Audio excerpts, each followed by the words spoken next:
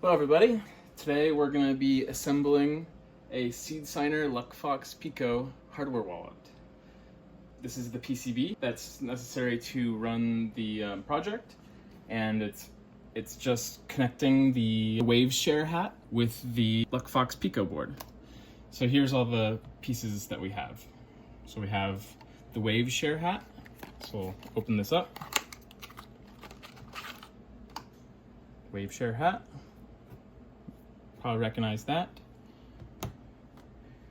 We have a camera, which connects to the LuckFox Pico and is used for reading QR codes.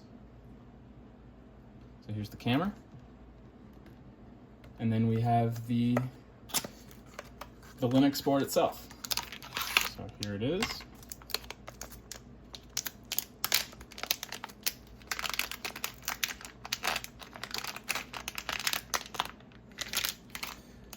Nice little small board, runs Linux, has a little Ethernet jack on it, and USB-C port. And this is where we'll be plugging in our micro SD card in the camera here.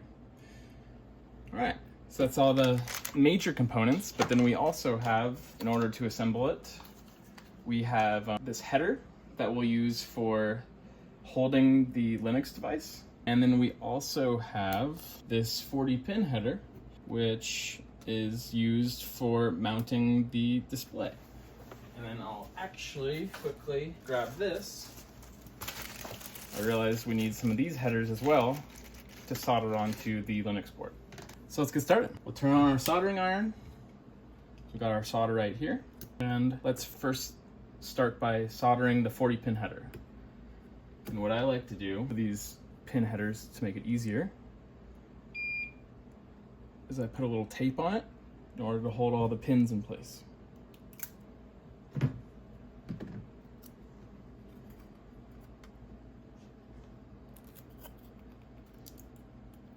like that. The pins are all poked through.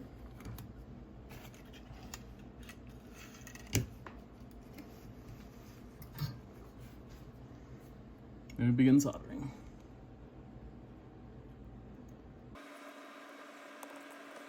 Try not to get too much solder on each pin. See, bridge here.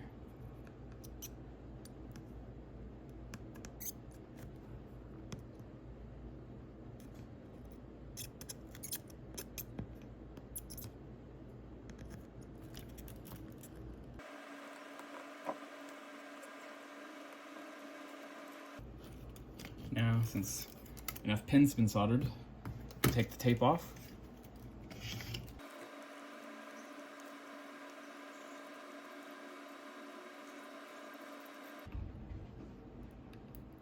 All right, it's the last pin. Looks pretty good. Now we'll start over here. So this one's a little bit trickier.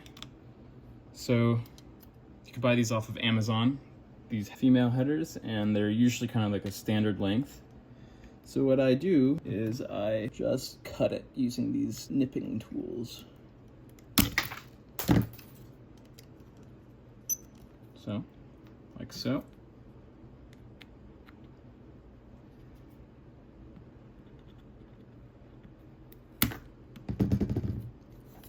Yeah, it doesn't have to be perfect, as long as you have all the pins.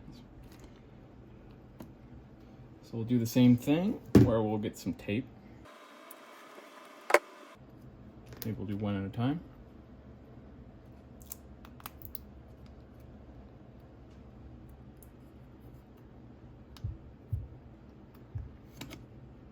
Place it down flat. Get both sides so it doesn't wobble.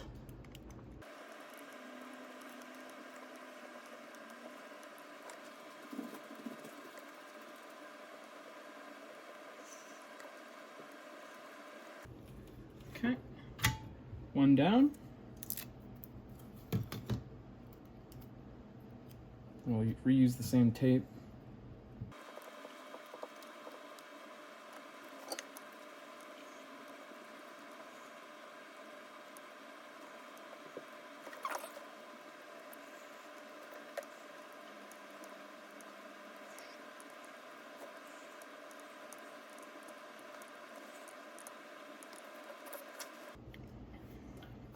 All right,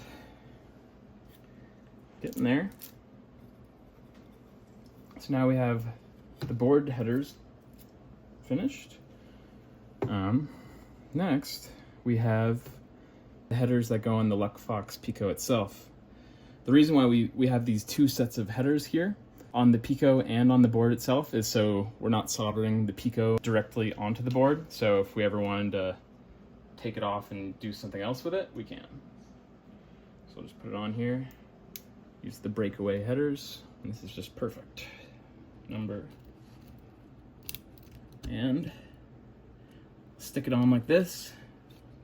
And what I'm going to do is I'm going to solder it while it's in place here, because it'll keep the alignment proper. But I might take it off afterwards.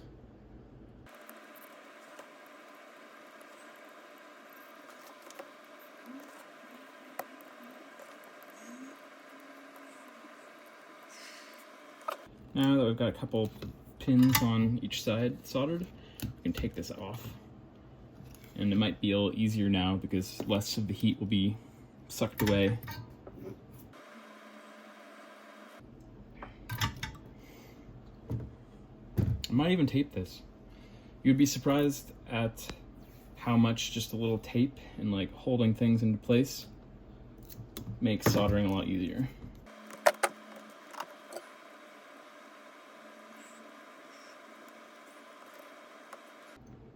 I'm using far too much solder here.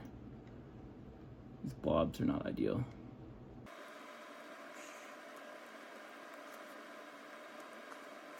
It's best just to let the heat of the iron do the work. Just put a little solder and then let it flow.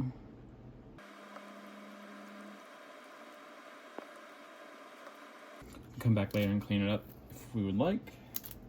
Yeah, this tape didn't help. Just gotta be careful.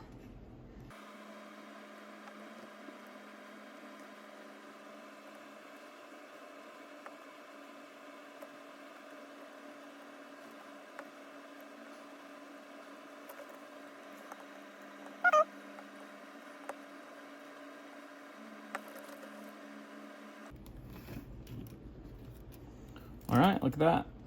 It's not bad. We'll give it a test, and if necessary, we'll go back and touch it up. Okay, almost done. Just last thing to solder. So we have these pull-up resistors here. I put really large ones on the board, large surface mount resistors. And ideally, we can configure the software to enable the pull-up resistors inside of the Linux board. But as I was designing the board, I wasn't sure if the software would actually do what I wanted it to do, so I designed the board with external pull-up resistors as well.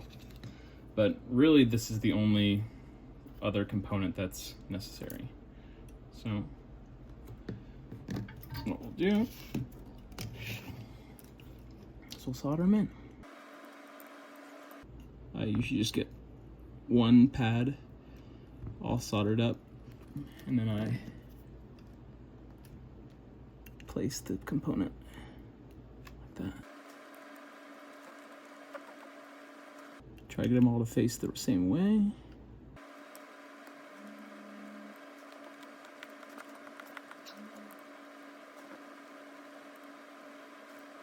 There's 8 pull-up resistors because there's 8 buttons on the SeedSigner board. All right, now that we got the first half done, it's just easy to do the second half.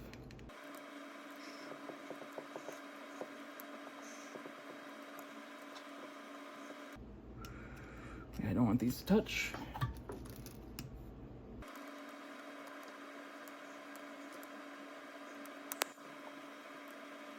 Okay. We will go back and double check later on if it doesn't work. Okay, so now here's the moment of truth. We are going to plug in the board,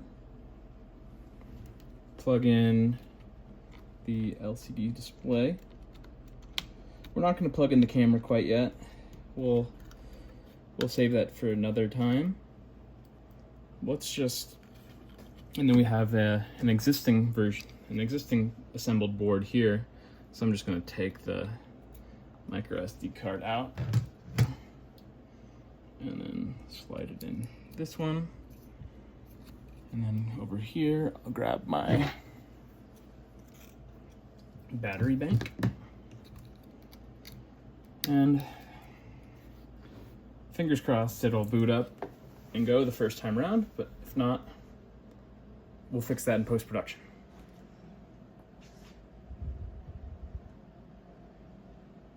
There's lights flashing.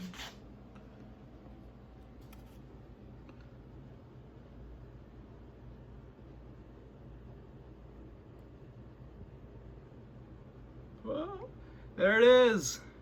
It works. Let's see, did the buttons work? Nice. See, it won't scan. That's not gonna work. There's no camera, but we need to install the camera. So we got our working device here, got our camera. So let's take a look at this camera. You can see that it has a ribbon cable here, and one side of the ribbon cable is blue, the other side has the wire leads on it. Okay, so we need to make sure to put in this ribbon cable into the board in the proper orientation. So let's look at the existing board that we have built up. So we can see that the blue of the ribbon cable is pointing towards the Ethernet port right here. So let's do that for this new board.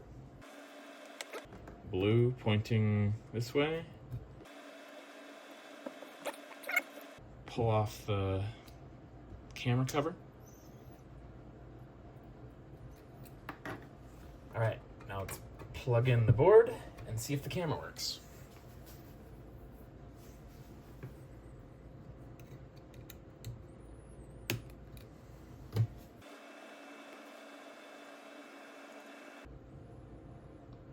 It's booting up. All right, that's it. The camera works.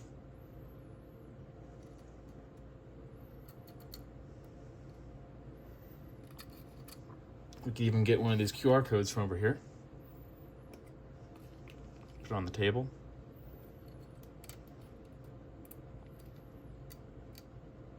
Scans. Pretty cool. A fully working SeedSigner LuckFox Pico.